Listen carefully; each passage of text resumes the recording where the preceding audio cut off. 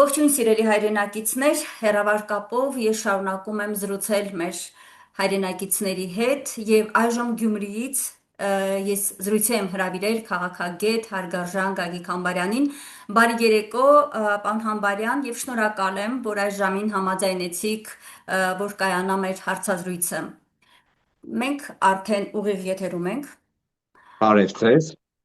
Պարոն Համբարյան, պետք է խոսենք այսօր ինչ տեղի ունեցավ մեր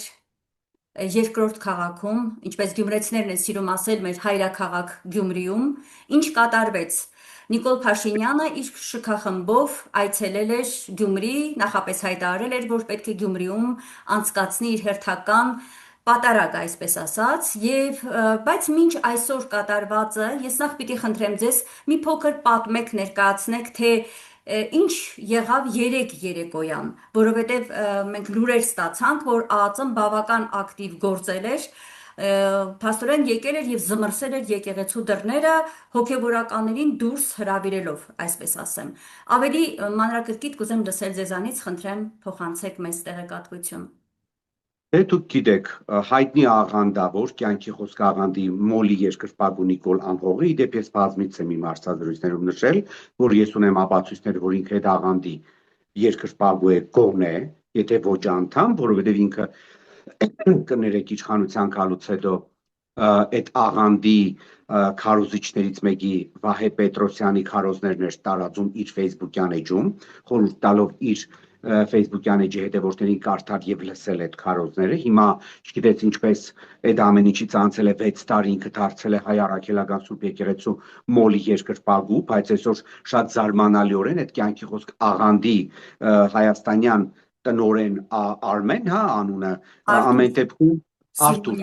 այո, Արտուրը Սիմոնյան, այո, ամեն դեպքում լրագրող Սյուզի Բադոյանը դա արձանագրել էր եւ նրան նկարել էր Սուրբ Յոթվերք եկեղեցում կանգնած Նիկոլի պատարագի, այսպես ասած, ժամանակ։ Ինչ վերաբերում է ընդհանուր առմամբ Նիկոլի այս քաղաքականությանը, դուք ինքներդ գիտեք, որ մինչև Գյումրի Յոթվերք եկեղեցին զավթելը գոնե մյուս պատարագների ժամանակ գոնե իրանք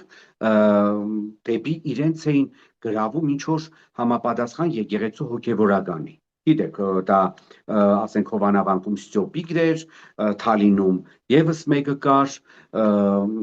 ամեն դեպքում Վայոց ձորի Խաչիկ գյուղում գնաց պատարագ արեց, հետո էլ պարզեցինք, որ Վայոց ձորի թեմի առաջնորդն է Մոլի Նիկոլական, պարզվում է Սուրբ Սարգիս եկեղեցում կազմակերպեցին այդ շոուն Կջոյան, ուրեմն Սամվելիքն էր, պարզվեց Մոլի Նիկոլական դարձել, մոռանալով թե ինչպես էր ասենք, թե նույն Նիկոլը իր հասցեին ամենավերջին վիրավորանքները գրում իր ընտանեկան թերթում, ասենք նույն 2007 թվականին, էլ չասեմ ազգային ժողովի ամբիոնից ինչեր էր խոսում Սամվելիք Կջոյանի մասին, էլ չասեմ թե 2021 թվականի հունիսի 10 ուրեմն երկուսին միտինգի ժամանակ ինչերի մեջ էր մեղադրում Կջոյանին, ասենք ասում էր հագաքրիստոնեական բառապաշարով է խոսում այդ բանը եկեղեցականը Բենտլի ունենա ու դա որտեղից նրան հիմա պարզվում է Բենտլի ունեցող Կջոյանին հետը շապիտո շրջիկ կրկեցի նման պտտում է, այսօր էլ պարզվեց գնաց է դեմը չոքել էր Նիկոլը, համբուրվում են իրար հետ, ասեմ, որ գոնե մինչև հիմա ինչ անում էր, գոնե փորձում էր անել իր ասածի մեջ, հիշում եք մի 2-3 օր առաջ կառավարությունում ճեպազրույցի ժամանակ հայտարարեց, որ ինքը գնում է այն եկեղեցիներ, որտեղ համաձայն են իր պայմանի հետ, ինչ որ քահանա, ով այդ պատարագը պետք է մատուցի Կիրակի օրը, համաձայն է, որ Զեղչի, կաթողիկոսի եւ համապատասխան թեմի առաջնորդի անունը, եթե թեմի առաջնորդ իհարկե Նիկոլական չէ։ Գյումրիի պարագայում Սուրբ Յոթվերքի պարագայում լրիվ այլ բան ստացվեց, որովհետև փաստորեն Նիկոլի թիմը, իսկ ավելի ճիշտ է ասել Արայիկ Հարությունյանի թիմը, որը Գյումրիում զբաղվում էր այդ այլանդակության կազմակերպումով, ամեն ինչ տաբալեց։ Իրանք գիտեին, որ իրանք Շիրակի թեմում ունեն գոնե մեկ Նիկոլամետ, ուրեմն հոգևորական Տեր Ռուբենը։ բայց փաստորեն Տեր Ռուբենը որքան էլ նիկոլական էր, այնքան էլ հարգում է հայ առաքելական Սուրբ եկեղեցու օրենքները։ Ճիշտ է, Տեր Ռուբենի հետ ես շատ հարցերում համաձայն չեմ, ասենք նույն Աջապահյանի հետ կապված, բայց մյուս պարագաներում ինքը շատ ճշգրիտ արտահայտվում է, որ ասենք եւ շատ մատչելի բացատրում է, թե ով են, ասենք, Նիկոլը կամ քաղաքացիական անձինք դրսից, որ իրենց քիթը մտցնեն հոգևոր կյանքի մեջ եւ որոշեն, թե ով պետք է լինի կաթողիկոս, ով պետք է լինի պատարակ մատուցող եւ այլ եւ այլ։ Եվ Տեր Ռուբենի պահը իրենք, ինչպես կենցաղային մագարտակով են ասում, գցեցին ոտքերին, խայդարակվեցին, Տեր Ռուբենին փորձեցին մեղադրել սդախոսության մեջ, որի շատ խիստ պատասխանը ստացան, խայդարակվեցին եւ Նիկոլը որոշեց ավելի այլանդակ մեթոդի դիմել, հարձակվել եւ գրավել Սուրբ Յոթվերք եկեղեցին եւ այնտեղ մատուցել շաբշ փարթի, այսինքն հոգևորականներին ԱԱԾ-ի միջոցով բոլորին հեռացրեցին, ուժային կառույցների ոստիկանության միջոցով հեռացրեցին եկեղեցուց, եկեղեցին կնիքեցին, առավոտյան էլ եկան բացեցին, որ Նիկոլը իր թափառաշրջիկների ուրեմն հավաքածուով, տեսակ, էլի նույն մարտիկ, գրեթե նույն մարտիկ, ասենք, Երևանի կանաչապատման քաղաքապետարանի կանաչապատման հայտի մի հատ աշխատող ունեն, որտեղ գնում կռիվ է բացում, դա այն մատուցող է, մատուցողուի է, ինչ է, չգիտես էլ ով է, դա ասենք թե նույն այդ մասսան հետը պտտվում է եւ այդ մասսան եկել էր այսօր, ասենք, զավթել էր Սուրբ Յոթվերք եկեղեցին եւ պատարակ էր մատուցում, իհարկե սա մայրաթորի զավթման ուրեմն ռեպետիցիան էր, ինչպես ասում են, այո, ես համաձայն եմ այդ կարծիքի հետ, որ Նիկոլը փորձում է արդեն արհամարելով նույնիսկ թեմերի հոգևորականների կարծիքը ուղղակիորեն օգտվելով, չարաշահելով իր պաշտոնական դիրքը, օգտվելով այն հանգամանքից, որ ուժային կառույցները լիակատար ենթարկվում են իրեն, ինքը այսօր կազմակերպեց այդ միջոցառումը, շաբշ փարթի եմ ես դրան ասում, որովհետև ես գիտեք ինչից եմ նաև զարմանում, ասենք նույն այդ եկեղեցականները, որոնք այդ Միրզախանյանը ինչ է, այդ Էձիկը, Վազգեն Միրզախանյան, չէ, ինքը Վազգեն չէ ինձ համար, ինքը Էձիկ է, ինձ հետաքրքիր է էլի, ասենք այսօր ասում է Աջապահյանը պարտադիր պետք է դրսում լինի, այ անամոթ, դու ինքդ գիտես մեր եկեղեցական կանոնները, որ ասենք մինչև Աջապահյանը կամ որևէ հոգևորական շիրակի թեմից չհամաձայնի, իր փոխարեն, իր տեղում պատարակ մատուցվի, դուք իրավունք չունեք պատարակ մատուցելու։ Աջապահյանի մասին այդպես բարի խոսալով, ինքը իր քայլերով ցույց է տալիս, որ արհամարած ունի մեր Սրբազանի շիրակի թեմի։ Հասկանում եք, սա աբսուրդի ժանրից է, սա չի կարելի այս ոճով առաջնորդվել։ Եվ ընդհանրապես ես այնքան ուրախ եմ, որ այս հոգևորական կոչվածներն են կանգնել Նիկոլի կողքին։ Այն մարդիկ տխուր անցյալով կամ տխուր, ընդհանրապես վատ հետագծով, այո։ Ամեն դեպքում մենք բոլորս էլ շատ լավ հիշում ենք նույն Նիկոլի հոդվածները նույն Վազգեն Միրզախանյանի պահով։ Առաջինը Նիկոլի ընտանեկան հայկական ժամանակ թերթն է 2014 թվականի փետրվարի 15-ին, որքան հիշում եմ, հրապարակել հոդված, որ նամակ բողոք էր, որքան հիշում եմ, նաև դա ուրեմն վրացահայոց թեմի գումարների Վազգեն Միրզախանյանի կողմից մսխելու մասին։ Էլ չասեմ վերջերս Բոլոլա տելեգրամյան ալիքը հրապարակեց նրա կնոջ եւ երեխայի լուսանկարը, էլ չասեմ, որ այդ նույն ուրեմն մարդու պահով այլ սեռական բնույթի սկանդալներ կա, ավելին ասեմ, պտտվում են տեղեկություններ, որ այս մարդը կարգալույծ չի եղել իշտորիկ գեներալ Մանվել Գրիգորյանի, ում հետ մոտիկ է այս ուրեմն հոգևորականի եղբայրը, ածական անունը Կարտոլ Նորիկ, այդպես են ասում, եւ Կարտոլ Նորիկն է խնդրել Սրբազանին, որ գոնե կարկալույց չանեն եւ նրան ուղարկել են ավելի հեռու թե Մերձ Բալտիկա։ Տեկը Ջոյանի մասին չասեմ, ասենք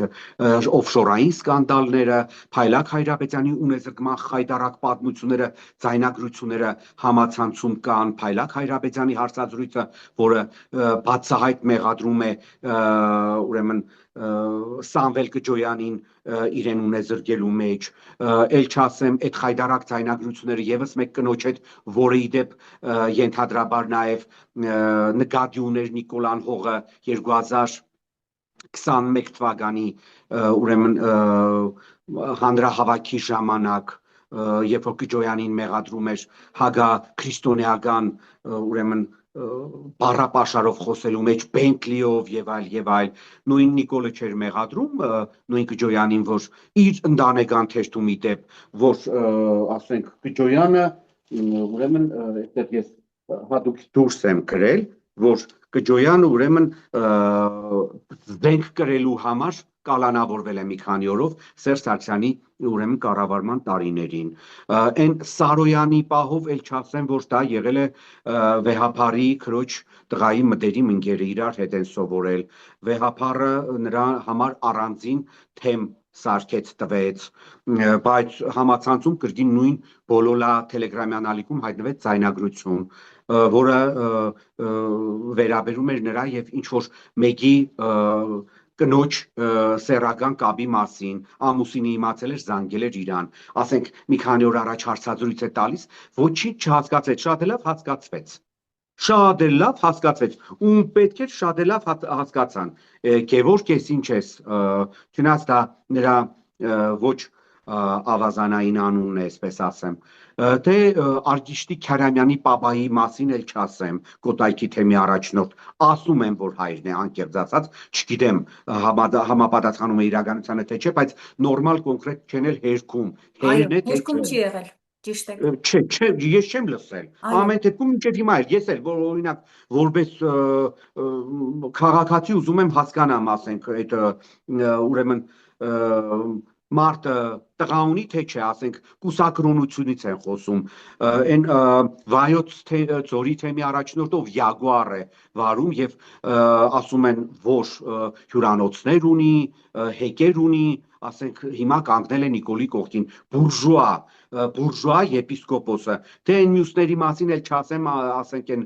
կան մի երկու հոգի կան, որ ասում են սեռական կապ ունեն, համասեռամոլ են, ամոթել է թեմային անդրադառնալ, այս մասսան է հավաքվել Նիկոլի կողքին ու սրանք են փորձում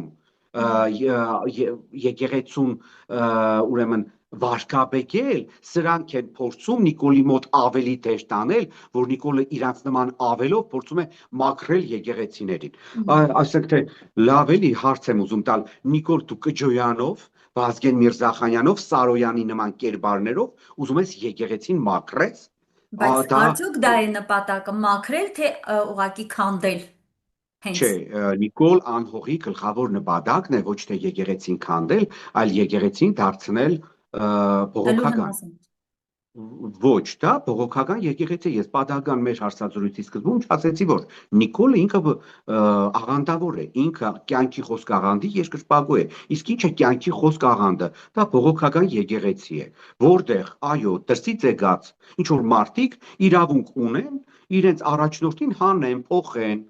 սա է բողոքականության ուրեմն ձևը կառավարման եկեղեցու։ Մի բան, որը մեր հայ առաքելական Սուրբ եկեղեցու մոտ չկա։ Քիչ առաջ տեսա կապիտուլյանտը ուրեմն գրառում է արել, որ ամեն պատարագից 5 րոպե առաջ պետք է ուրեմն այդ խորերը եկեղեցական պետք է երկեն Հայաստանի Հանրապետության օրհներգը, որովհետև լավ, գիտեք, ես ուզում եմ հասկանամ, այս մարդը ինչ որ պատմաբանի հետ, ինչ որ մասնագետի հետ, ընդհանրապես իր մտքերը, որի մասին ինքը ընդհանրապես պատկերացում չունի, ասենք հարցեր տալիս է, քննարկում է, թե չէ։ Ասենք ասում է, քանի որ 301 թվականին է ստեղծվել հայ առաքելական Սուրբ եկեղեցին պետության կողմից, դրա համար օրհներգ պետք է հնչի։ Լավ, այս մարդը չի հասկանում, որ ասենք 301 թվականին Հայաստանը ընդամենը պետական կրոն է ընդունել քրիստոնեությունը, իսկ հայ առաքելական Սուրբ եկեղեցին աշխարհային եզակի եկեղեցիներից է, որը ստեղծվել է հենց առաքյալների կողմից, Հիսուս Քրիստոսի առաքյալների կողմից,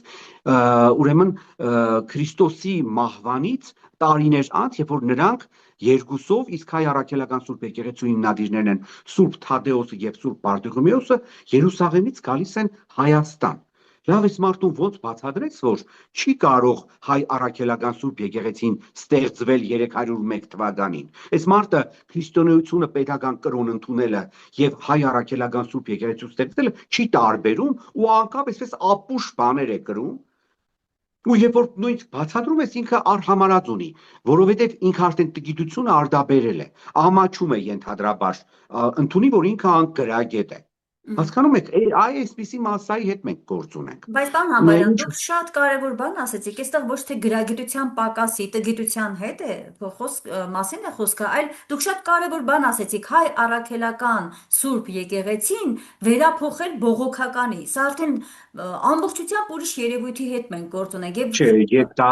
ես դա ի սկզբանե եմ ասել, հարգելի հա, Արմինե, սա իմ շատ բոլոր շատ հարցազրույցներում։ Այո, ուզում եմ ասել, որ այսինքն ինքը մտածված գնում է եկեղեցու քանդման գործընթացի սկիզբն է դրել եւ իզուր չէ, որ այո, այսօր ճիշտ նկատեցիք, որ իմ գործընկերը Սյուզի Բադոյանը նկատել էր կյանքի խոսքի Արթուր Սիմոնյանին նկարել էր, որ նա բավական ակտիվ ընդ որում դրսում էր Միացյալ Նահանգներում էլ իրենք հիշում եք մի հանդիպում էր ունեցել այնտեղ եւ գնացել էր Իհարկե հիշում Փաշինյանը եմ։ Այո, այդտեղ եւս իրենք միասին բավական երկար զրուցել են, իսկ կյանքի խոսքը մշտապես համարվել է քայքայի ջաղանդ։ Ես հիշում եմ մեր լավագույն մասնագետներից Ալիկ Ամարյանը մշտապես խոսում էր կենտրոնում պահելով որպես վտանգավոր, խիստ վտանգավոր քայքայի ջաղանդ կյանքի խոսքը։ Եվ հիմա մենք ինչ է ստացվում, երկրի ղեկավարը կյանքի խոսքի ներկայացուցչի, ձեր թված, վարկաբեկված եպիսկոպոսների հետ միասին քանդում է հայոց եկեղեցին։ Հիմա եթե դառնանք այսօր ինչ կատարվեց, որտեղ ինձ համար շատ կարևոր է, ուզում հասկանալ մեր գյումրեցիները, մեր թասիբով գյումրեցիները այսօր ինչ կարողացան անել, որովհետև Գյումրին շատ հոգևոր է։ Անկամ խորհրդային տարիներին Գյումրիում պահպանվեցին մեր բոլոր եկեղեցիները։ Չէ, Ես դուք մի բան եք մոռանում, ասի, խորհրդային տարիներին, հատկապես նույն ստալինյան բռնապետության տարիներին, երբ որ խեղդեցին Խորեն Մուրադբեկյանին հա, Մայրաթոռում,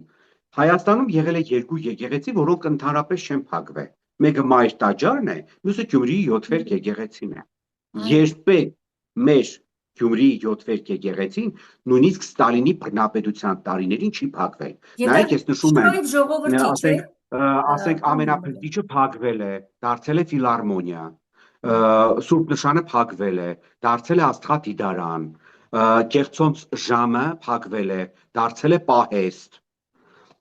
Ես Գյումրիի կենտրոնական մասում գտնվող եկեղեցիների մասին եմ խոսում։ Այդ այո, չասեմ ահագին եկեղեցիներ խոնարհվել են նաև։ Նախկինում էլ լավ վիճակում չեն եղել, բայց խորհրդային միության տարիներին ընդհանրապես խոնարհվել են այդ 70 տարիների ընթացքում, բայց ամեն դեպքում առաջին անգամ պատմության մեջ 7 եկեղեցում առավոտյան զանգերը չեն հնչել։ Առավոտյան ժամը 8-ից կես, որքան ես գիտեմ, նրանք միշտ զանգերը տալիս են։ Զանգերը չի հնչել։ Նիկոլը իր ամբողջ էությամբ, իր ագրեսիայով փորձում է նաև պղծել մեր եկեղեցին։ Տեսեք, ես ասում եմ, կեպազրույցի ժամանակ կառավարությունում ասում էր, ես գնում եմ այն եկեղեցիները, որտեղ համաձայնում են զեղչել կաթողիկոսի անունը։ Բայց Պարզ Շիրակի խոստովանեց։ բեմում ոչ մի հոգևորական չի համաձայնել։ Այստեղից հարց։ Նիկոլը ինչ էր եկել իր թափառաշրջիկ խմբով Գյումրի եկել էր գյումրեցիների ու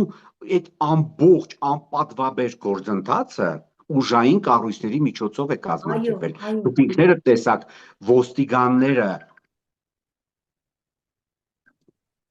ոստիկանները ավելի շատ են եղել ոստիկանները, քան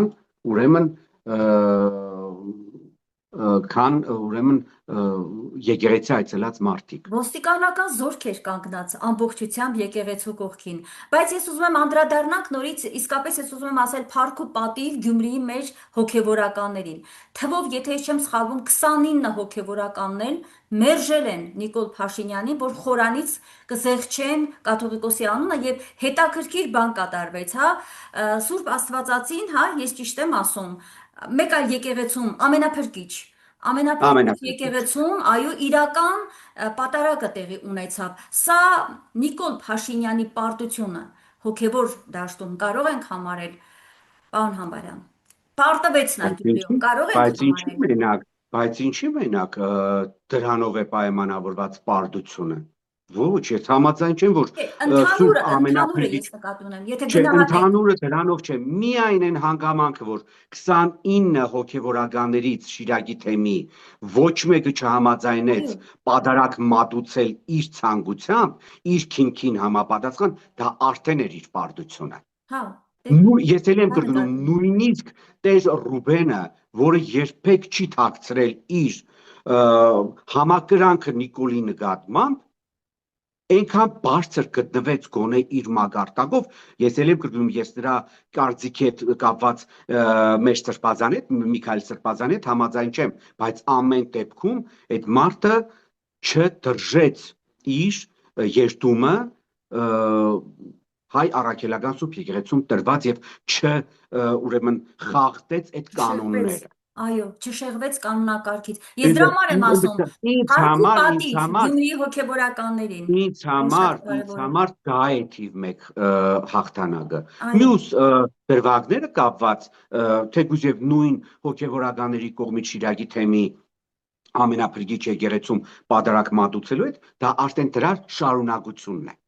Մեր ուզեցին ասել, ցանկացան ասել, որ իրական պատարագն այնտեղ է եւ ես որքան նկատում էի տեսանյութերով, պարոն Համբարյան, ժողովրդի մեծ հոսք գնաց դեպի ամենափրկիչ։ Ճիշտ եմ դե նկատել։ ինքնին իհարկե շատ ճիշտ եք նկատում, որովհետև իրական պատարագը այսօր Գյումրիում եղել է ամենափրկիչ եկեղեցում։ Ցավը գիտեք, որ երբ որ Նիկոլը այս խայտարակությունը 7 վերք եկեղեցու վրա հարձակումը կազմակերպեց երկրաշարժի Այո, հերթական տարելիցի օրը 37-րդ տարին էր լրանում մեր քաղաքի ամենաողբերգալի ուրեմն էջերից մեկի պատմության եւ այդ օրը մարդը որոշեց, որ ինքը պետք է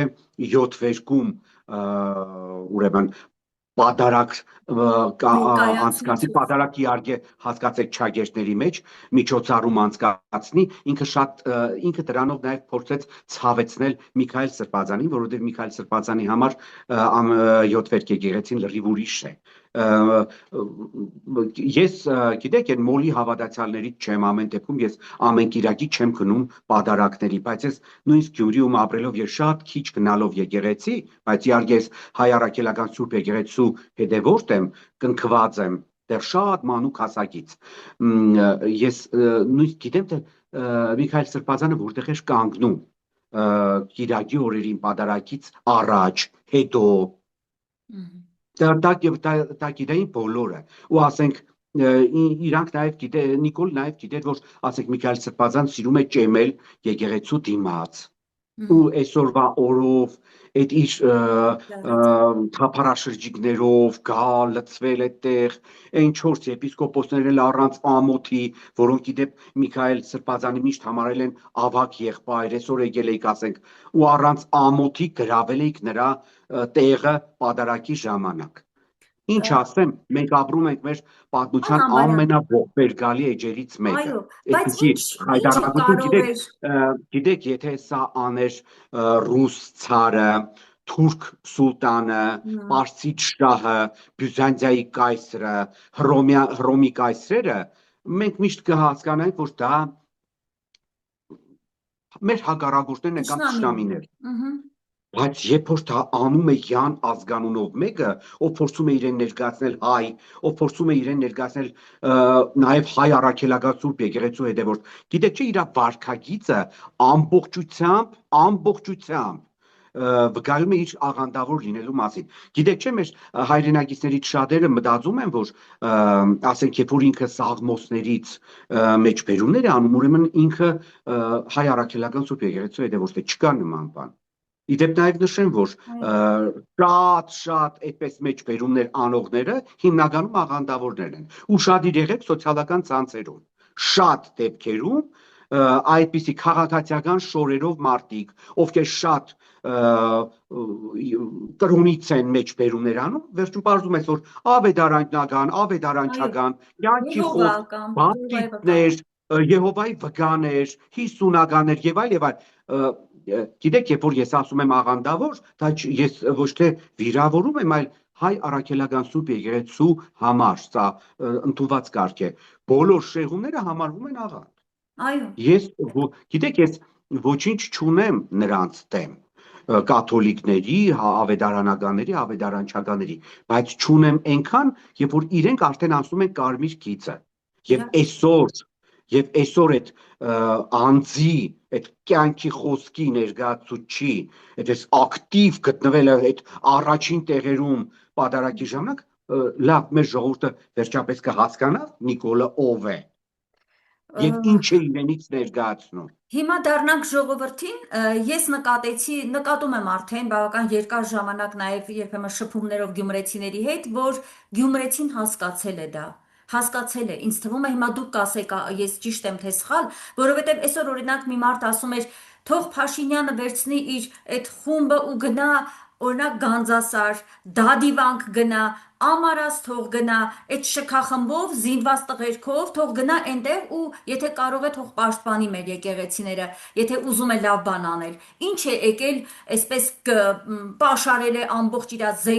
զորքով, ոստիկաններով եկել պաշարել է 7 վերքը։ Ինչ է ուզում մեզանից։ Խիստ բորբոքված էին գյումրեցիները, նաև վրդովված, որ նա այս արշավը եկեղեցու դեմ, այո, ճիշտ նկատեցի, կազմակերպել էր դեկտեմբերի 7-ի օրը, երբ որ շատերը գնում էին եկեղեցի իրենց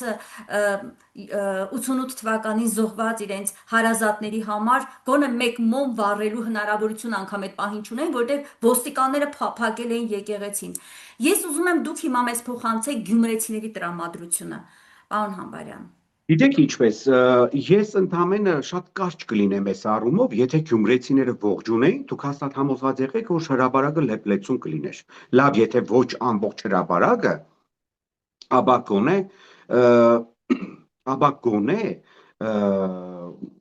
7 վերք եկեղեցու շրջակայքը։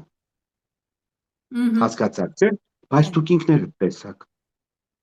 Բերեք օբյեկտիվ ընդունենք։ Մի կողմ ենք դնում, որ ես ընդդիմադիր եմ։ Բերեք օբյեկտիվ ընդունենք, կրկին ԱԹՍ-ներից, այդ տրոններից փոքրիկ նկարել էին։ Հազիվ հաս իր ամբողջ ոստիկաններով եւ այլն, մի 3-400 հոգի մարդ էլ չկար, ոստիկաններն էլ հետ էի դեպ, նշում եմ։ Ոստիկանների քանակը ավելի շատ էր, քան մարդկանց ովքեր գնացել էին։ Էս է։ Այսինքն սրանով Նիկոլին Գյումրին պատասխանեց, որ մենք քեզ հետ չենք, չնայած ասեն, որ Գյումրին շատ վաղուց է Նիկոլին պատասխանել, որ նրա հետ չենք։ Գիտեք, ընտրություններով եւ 2021 թվականի եւ 2025 թվականի սրանք ուրեմն կրկին սրանք նիկոլականները ունեն շատ հետաքրքիր մի հատ բան մտածելակերպ։ Ուրեմն սրանց մոտ եթե դու առաջին տեղում ես, ուրեմն դու հաղթող ես։ Սրանք չեն հասկանում, որ ասենք քաղաքագիտությամբ քաղաքագիտական տեսանկյունից մեկնաբանելով կամ նույնիսկ սոցիոլոգիայի տեսանկյունից մեկնաբանելով, ասենք դա չի նշանակում, որ եթե դու ուրեմն ստացել ես 37% ձայներ ընտրությունների ժամանակ ԿՊ-ն վերջին, ուրեմն դու առաջին տեղը գրավելով դու հաղթող ես։ Գլոբալ առումով ամեն դեպքում այդ 37%-ը պետք է տեղավորվի 100%-ի մեջ, չէ՞։ 63%-ը ավելի մեծ չէ, քան 37%-ը։ Սրանք չեն հասկանում, որ իրանք առաջի տեղն են գրավել, բայց իրանք պարտվել են։ Գիտեք, իրենց առաջնորդը մի քանի օր առաջ շատ պարզ նշեց, որ իր համար ժողովրդի ձայնի լեգիտիմությունը դա 50% պլյուս 1%-ն է։ Հասկացաք, չէ՞։ Իրանք նույնիսկ իրենց առաջնորդ ընդունում է, որ ասենք նույն վաղաշաբաթում իրանք չեն հաղթել։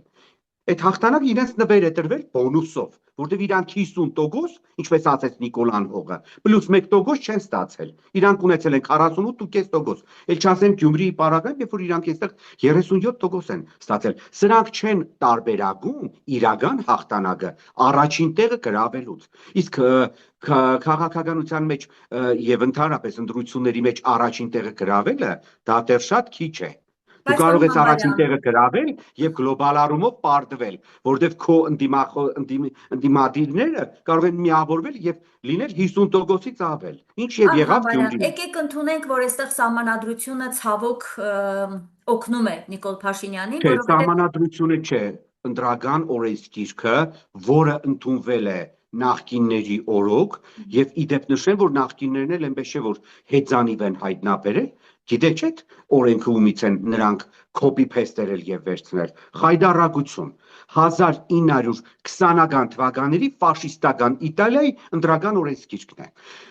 Բենիտո Մուսոլինիից ընդօրինակած։ Հա, Սերժ Սարգսյանի կառավարման ժամանակ ուրիշ լավ բան չմտածեցին։ Ֆաշիստական Իտալիայի Բենիտո Մուսոլինիի ընտրական օրենսգիրքը, եւ որ ինքը ամեն ինչ անում էր իր վերարտադրությունը այո, ապահովելու ապահով։ համար, բերեցին դրեցին այստեղ, դե Նիկոլի համար էլ 7 տարի ու կեսը շատ փոքր ժամանակ էր, որ այդ այլանդակ ընտրական օրենսգիրքը, որ ինքը նախկիների ժառանգություն էր ստացել, չփոխեց ու այդ ընտրական օրենսգիրքը դարձել է մեր գլխին պատուհաս։ Այո, եւ ստացվում է, որ Որտեղ ուզում ընդդիմության մանդատակողություն են անում, որտեղ ուզում տիմերի ներկայացուցիչներին կալանավորում են, որտեղ ուզում ավագանի են գողանում, դարձնում են իրանցը, ինչ ուզում անում են։ Ու Եվ հետո էլ շատ ասում են մենք ենք վտանգավոր է, իշխանությունը։ հիմա 2026 ենք գնում այդ ընտրական օրենսգրքով, դա խիստ վտանգավոր է, կարծում եմ մենք երևի մեկ այլ անգամ մի հարցազրույց կկազմակերպենք այս առումով, պարոն Համբարյան, դուք կներկայացնեք ձեր դիրքորոշումը, մեր մի փոքր ժամանակ է մնացել, եթե կուզեք եւ եթե ունեք ինֆորմացիա, ես կուզեմ անդրադառնալ շատ կարճ Արշակ arքեպիսկոպոս Խաչատրյանին մեղադրեցին 7 տարի առաջ 2018 թվականին ինչ որ մի խումբ անձանց կողմից նախնական համաձայնությամբ թմրամիջոց ապօրինի իրականացնելու այդ հոդվածով եւ այսօր կա կարծիք, որ Նոր Հայաստան, Նոր Հայրապետ այդ շարժման ղեկավար այժմ Հայաստանի պետական տնտեսագիտական համալսարանի Գյումրու մասնաճյուղի ղեկավար Կարեն Պետրոսյանի եւ իր գլխավորած շարժման անդամների ուղղակի մասնակցությամբ է, որ Արշակ Սրբազանը կալանավորված է։ Ինչ կասեք, ինչ տեղեկատվություն ունեք։ Իսկապես կա այդ կապը, որտեղ շատ լավ գիտենք ով էր Կարեն Պետրոսյանը, նա շատ ակտիվ մասնակցում էր 18 թվականի հակաեկեղեցական այդ շարժմանը, որից հետո նա ստացավ դրա դիմաց այդ պաշտոնը, ինչ որ ես նոր ասացի, եւ բոլորս լավ գիտենք ինչ է արել նա այդ ընթացքում։ Հիմա կարող ենք ասել, որ Պետրոսյանի ուղղորդումների կամ իր թիմի այդ Նոր Հայաստան, Նոր Հայրապետ այդ հերթական աղանդավորական այդ շարժման մատը խառն է Արշակ Սրբազանի կալանավորման հարցում։ Բայց իրանք դա չեն թաքցնում։ Իրանք հարցազրույց են տվել արդեն։ Եվ հարցազրույցում ոչ բացահայտ, բայց հասկացրել են, որ այո, իրենց բողոքի հիման վրա է, բայց կոնկրետ ինչ որ մարդու վրա չեն բողոքել, երևույթի վրա են բողոքել, որ 7 տարի առաջ այսպիսի բան է եղել ու այդպիսի բանի հիման վրա կալանավորվել է Արշակ Սրբազանը։ Այնպես չէ, որ իրանք դա թաքցնում են։ Չներեցին Արշակ Սրբազանի ցասումը, նաև նզովքը, որ 24 թվականի Իհարկե ապրիլ չներեցին։ 24-ին նա ընթերցեց։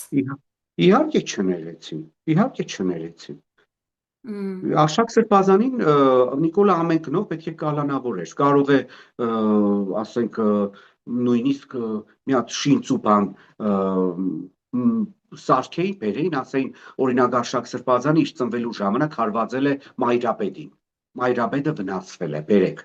Ուրեմն մարմնական վնասվածք է հասցրել մի 50 տարի առաջ, բերեք, կալանավորեք։ Չէ, հասկանում։ այս իշխանություններից ամեն ինչ պետք է սպասես։ Դե փորձեցին Ամեն նաև ինչ։ բաշկաբեկել, չէ, շատ տգեղ Չէ, բայց այստեղ խնդիրը հետևյալն է։ Իրանք Արշակ Սրբազանին փորձում են մեղադրել թմրանյութեր տարածելու, չգիտեմ ինչի մեջ, բայց հետո երբ որ քրեական գործը կարտում ես, բարձվում է Արշակ Սրբազանի իբր թե ցուցումով ինչ որ մի մարդ իբր թե իր ուրեմն այդ թմրանյութը գցել է մեկի ուրեմն պայուսակի մեջ դեպ հետաքրքիր փաստ արձանագրենք ուրեմն 1 ամիս առաջ լրատվամիջոցներում տեղեկություններ տարածվեց որ այդ ձեր նշած տխրահռչակ շարժման առաջնորդներից մեկը նախկին տեր Կորյունը այդ շարժման նախկին անդամներից մեկի կողմից ըստ լուրերի մեղադրվում էր, չնայած չկար այդ մասի գրված, բայց հետո